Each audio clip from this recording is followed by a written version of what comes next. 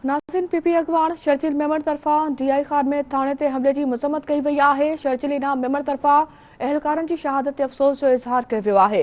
PP अगवान Sharjeel Memon तरफ़ा शहीद एहलकारनि जे वारसनि सां दुख जो पिणु इज़हार कियो वियो आहे।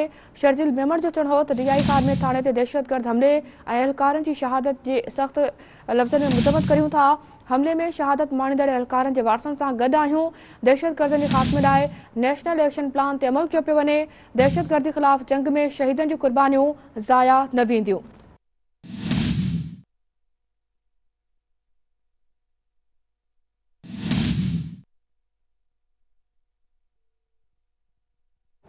नाज़रीन, अहम ख़बर खे ॾियूं पिया। पीपी अगवान शर्जिल मेमण तरफ़ा DI खादमे थाने ते हमले की मज़म्मत कई वई आहे।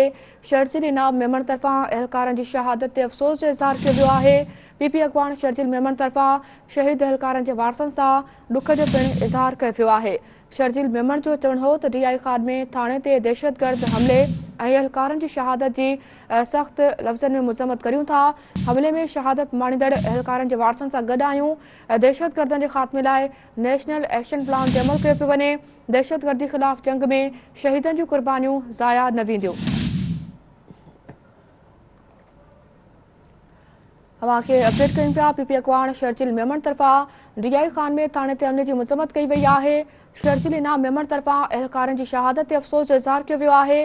पीपी अगवान शर्जिल मेमण तरफ़ा शहीद एहलकारनि जे वारसनि सां दुख जो पिणु इज़हार कियो वियो आहे। इन हवाले से तफ़सील सां राब्तो कयो आहे कराची में Sindh news chief reporter Fayaz Qureshi सां।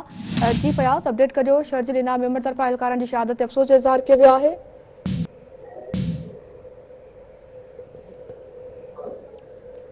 फयाज़, अपडेट कजो। पीपी अगवान शर्जिल मेमण तरफ़ा DI खादमे थाने ते हमले की मज़म्मत कई वई आहे।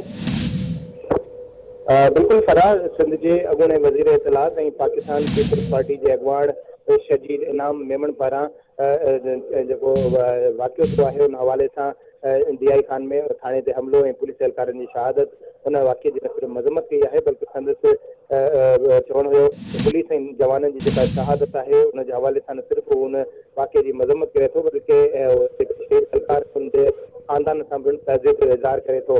संदसि हमले में शहादत पाईंदड़ जेके पुलिस एहलकार आहिनि उन्हनि जे वारसनि सां न सिर्फ़ असां गॾु आहियूं बल्कि दहशतगर्दी जे ख़ात्मे जे हवाले सां नेशनल एक्शन प्लान जेको आहे उन ते अमल जेको नागुज़ीर आहे। कंहिं दहशतगर्द खे वतन अज़ीज़ जेका अमन आहे उनखे कंहिं बर्बादी सबूताज करण जे हवाले सां इजाज़त न ॾिनी वेंदी। दहशत जे ख़िलाफ़ जंग में शहीद जो खून जेको आहे उहो रायगान न वेंदो।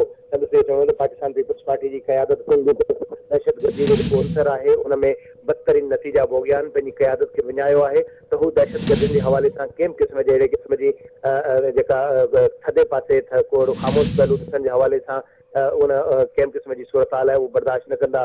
त शर्जिल मेमण न सिर्फ़ु वाक़िए जी मज़म्मत कई आहे, अफ़सोस जो इज़हार कयो आहे, पर जेके शहीद आहिनि उन जे वारसनि सां दुख ऐं ताज़ियत जो इज़हार कंदे उन सां दिली हमदर्दी जो इज़हार कंदे चवणु आहे त दहशतगर्दियुनि जे हवाले सां जेके वाक़िया थियनि था उन्हनि खे इबरतनाक अंजाम पहुचाइण जे हवाले सां ज़रूरी आहे त जेको नेशनल एक्शन प्लान आहे उन ते अमल कयो वञे ऐं दहशतगर्दी जो जेको ख़ात्मो आहे उनखे यकीनी बनायो वञे। जी ठीक है फयाज़ कुरैशी, वरी मेहरबानी वाजी इन हवाले सां अपडेट करण जे लाइ।